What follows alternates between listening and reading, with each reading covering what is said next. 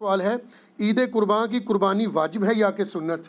عید قربان کی قربانی جو ہے آلموسٹ امت میں اتفاق ہے کہ یہ سنت مؤکدہ ہے، واجب نہیں ہے۔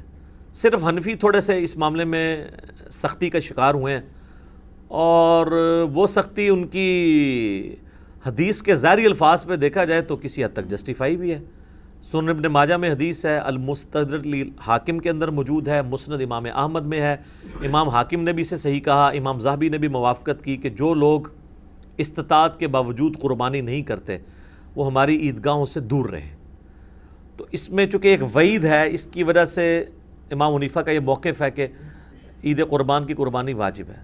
لیکن ہم پہلے بھی آپ کو بتاتے ہیں کہ احادیث کو آپ نے صحابہ کے فہم کے مطابق دیکھ کے چلنا ہے، سلف کے فہم کے مطابق نہیں، صحابہ کے فہم کے مطابق۔ سلف تو امام حنیفہ بھی ہیں، انہوں نے فہم غلط لے لیا ہے، تو سلف کے فہم سے مراد ہے صحابہ کا فہم۔ صحابہ کا فہم یہ ہے کہ مصنف عبد الرزاق میں اور سنن الکبریٰ البیہقی کے اندر موجود ہے کہ سیدنا ابو بکر اور عمر رضی اللہ عنہما بعض اوقات جان بوجھ کے عید قربان کی قربانی چھوڑ دیا کرتے تھے تاکہ لوگ اسے واجب نہ سمجھ لیں۔ تو عید قربان کی قربانی سنت ہے، واجب نہیں۔ اہل تشیع کے ہاں بھی یہ سنت ہے، واجب نہیں ہے۔ رہا احادیث میں سے یہ ایک حدیث ہے، اس حدیث کے اوپر بھی ہر صحت پہ اختلاف ہے، بہرحال آلموسٹ حسن درجے کی تو یہ بانی جاتی ہے روایت۔ تو وہ ہے نبی علیہ السلام نے ترغیب دلانے کے لیے، جیسے کئی ایک موقعوں پہ آپ علیہ السلام کا جس طرح فرمان ہے کہ یہود و نصارہ کی مخالفت کرو، داڑھیوں کو رنگو، یہ ترغیب دلانے کے لیے۔ ورنہ تو اس حدیث کو روایت کرنے والے جابر بن عبداللہ اور ان سے بھی بڑھ کے مولا علی علیہ السلام نے داڑھی نہیں رنگی، سفید ہی رکھی ہے، جواز کی حد تک یہ جائز ہے۔ تو یہ واجبیت کے درجے میں نہیں ہے، سنت کے درجے میں ہے۔ لیکن جس شخص کو اللہ تعالیٰ نے استطاعت دی ہے اسے ضرور قربانی کرنی چاہیے۔ میں یہ باتیں اس لیے نہیں کہہ رہا، اللہ کا شکر ہے کہ میں نے یعنی جب سے اس اعتبار سے یعنی صاحب استطاعت ہوں کہ میں نے خود سے کمانا شروع کیا ہے، یعنی 15 سال سے زیادہ ہو چکے ہیں، تو میری تو کسی سال میں بھی قربانی مس نہیں ہوئی ہے۔ نبی علیہ السلام نے بڑے اہتمام کے ساتھ کی ہے، حتیٰ کہ آپ صحیح مسلم میں جو آپ کے آخری حج کی حدیث ہے 2950، جس میں آپ کا فرمان ہے کہ میں اپنے بعد تم میں وہ چیز چھوڑ کے جا رہا ہوں جسے مضبوطی سے پکڑ لوگے، کبھی گمراہ نہیں ہوگے، وہ اللہ کی کتاب ہے۔ مسلم میں صرف اللہ کی کتاب کا ذکر ہے۔ سنت والی حدیث حاکم کے اندر ہے، وہ بھی حسن درجے میں ہے۔ اور رہی غدیر خم کی حدیث، وہ تو حجۃ الوداع کے موقع پہ نہیں بلکہ واپسی پہ خم نامی گاؤں میں، وہ مسلم شریف میں ہے 6225 سے 6228۔ تو بخاری مسلم میں جو حدیث ہے 2950 2950 جابر بن عبداللہ سے، وہ بڑی رکت انگیز حدیث ہے۔ جابر بن عبداللہ آلموسٹ نابینا ہو چکے ہوتے ہیں، تو امام باقر ان کو ملنے کے لیے جاتے ہیں، تو ان کو بتایا جاتا ہے کہ حضور کا بچہ ہے آپ کے پاس، امام باقر حضرت حسین کے پوتے، تو وہ ان کو اپنے پاس بٹھاتے ہیں، تو حضرت امام باقر اس حدیث کو روایت کرتے ہیں، اور امام باقر سے امام جعفر صادق نے بیان کی ہے، اور 2 واسطوں سے امام مسلم نے لی ہے۔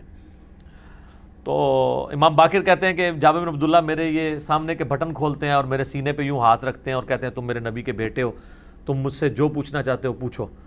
تو وہ کہتے ہیں میں آپ سے پوچھنے آیا ہوں کہ نبی علیہ السلام نے حج کس طرح کیا تھا۔ تو وہ حج کی آلموسٹ 7-8 صفحوں پہ لمبی حدیث ہے، مسلم شریف میں 2950 اور مشکات میں دوسری جلد میں حج کے چیپٹر میں پہلی حدیث یہ ہے نبی علیہ السلام کے حج پہ۔ یہ امام باقر نے روایت کی ہے، ان سے امام جعفر نے سنی ہے، اور پھر بعد میں 2 واسطوں سے امام مسلم نے لی ہے۔ اس میں الفاظ ہیں کہ یمن سے نبی علیہ السلام نے 100 اونٹ منگوائے حجۃ الوداع کے موقع پر، 63 اونٹ آپ نے اپنے مبارک ہاتھوں سے نہر کیے ایک حج کے موقع پہ، 63 اونٹ، اور یہ حضور اپنی طرف سے کر رہے ہیں، اور باقی 37 جو ہیں وہ مولا علی کو کہا کہ تم نے کرنا ہے۔ تو 63 میں اشارہ تھا کہ آپ کی چونکہ زندگی مبارک کے 63 سال ہیں، آپ نے پورے سال ایک سال کی قربانی ایک ہی دفعہ کی ہے۔ اور اس کے بعد جابر بن عبداللہ کہتے ہیں کہ جب وہ 100 کے 100 اونٹ نہر ہو گئے تو نبی علیہ السلام نے حکم دیا کہ ہر اونٹ میں سے ایک ایک بوٹی لی جائے، اور وہ ساری 100 کی 100 بوٹیاں ایک دیگ میں ڈال کے پکائی گئیں، ہر ایک جانور سے ایک بوٹی لے کے۔ اور پھر جابر بن عبداللہ کہتے ہیں کہ مولا علی نے اور نبی علیہ السلام نے ایک دسترخوان پہ بیٹھ کے تناول فرمایا۔ ٹھیک ہے جی، تو وہ پوری کی پوری حدیث جو ہے نا بڑی رکت انگیز ہے پڑھنے والی، نبی علیہ السلام کے آخری حج کا بیان، حجۃ الوداع۔ تو اس سے بھی یہ یعنی بات پتہ چلی کہ نبی علیہ السلام نے اس سنت کا بڑا اہتمام کیا ہے۔ لہٰذا اس چکروں میں تو پڑھنا ہی نہیں چاہیے کہ جناب واجب ہے یا سنت ہے. بھائی سنت ہے کریں گے. البتہ یہ ٹیکنیکل بحثیں اس لیے کی جاتی ہیں جب حنفیوں کی طرف سے زیادہ ایمفسائز کیا جاتا ہے اس مسئلے کے اوپر, اور بلکہ وہ تو ایک اور سٹیپ آگے چلے جاتے ہیں. وہ کہتے ہیں گھر میں جتنے لوگ الگ سے بھی صاحب استطاعت ہیں, کسی بیوی کے پاس سونا ہے تو وہ علیحدہ سے اپنی قربانی کرے گی, فلاں کرے گی, اور وہ بہت آگے چلے جاتے ہیں. اس لیے پھر یہ بحثیں جو ہے نا وہ سٹارٹ ہو جاتی ہیں. تو یہ سنت ہی ہے, واجب نہیں ہے, لیکن سنت مؤکدہ ہے, سنت دائمہ, متواتر اور مسلسل بھی ہے. ٹھیک ہو گیا, جزاک اللہ. علی بھی اگلا سوال ہے, قربانی کے لیے صاحب استطاعت ہونے کے اعتبار سے نصاب کیا ہوتا ہے؟ نصاب کے اوپر جی اتفاق ہے, صاحب نصاب وہ ہے جس میں قربانی کی استطاعت موجود ہے. اس کا زکوٰۃ کے نصاب کے ساتھ 52.5 تولے چاندی یا 7.5 تولے سونے کے ساتھ کوئی تعلق نہیں. ایک غریب آدمی ہے, قربانی کے دنوں میں اس کے پاس مال آ جاتا ہے, تو وہ قربانی کے اعتبار سے صاحب استطاعت ہے, وہ قربانی کر سکتا ہے.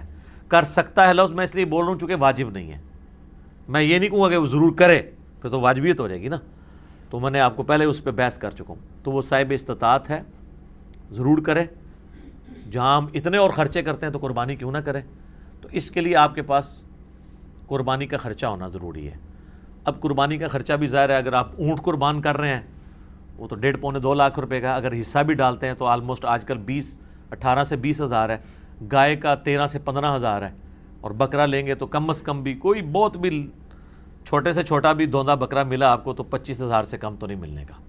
اللہ ہے کہ بہت آپ انٹیریئر پنجاب میں کہیں جنوبی پنجاب چلے جائیں تو پھر بھی 20-25 ہزار کا تو بکرا چاہیے. تو اتنی رقم آپ کے پاس اگر رقم آ جاتی ہے تو بجائے اس کو اور معاملات میں خرچ کرنے کے اور جا کے ایک کوئی LED سکرین کو 50 انچ کی اٹھا کے لے آئیں آپ گھر میں, پہلے بھی ہو 32 والی, وہ چھوٹی لگ رہی ہو, پیسے آ جائیں, کمیٹی نکلے تو یہ چیزیں چھوٹی لگنی شروع ہو جاتی ہیں. تو اس کی بجائے قربانی کریں آپ. کیوں ان معاملات کے اوپر پیسے ضائع کرتے ہیں؟ پیسے ان کاموں میں ڈالیں. ٹھیک ہو گیا. جزاک اللہ.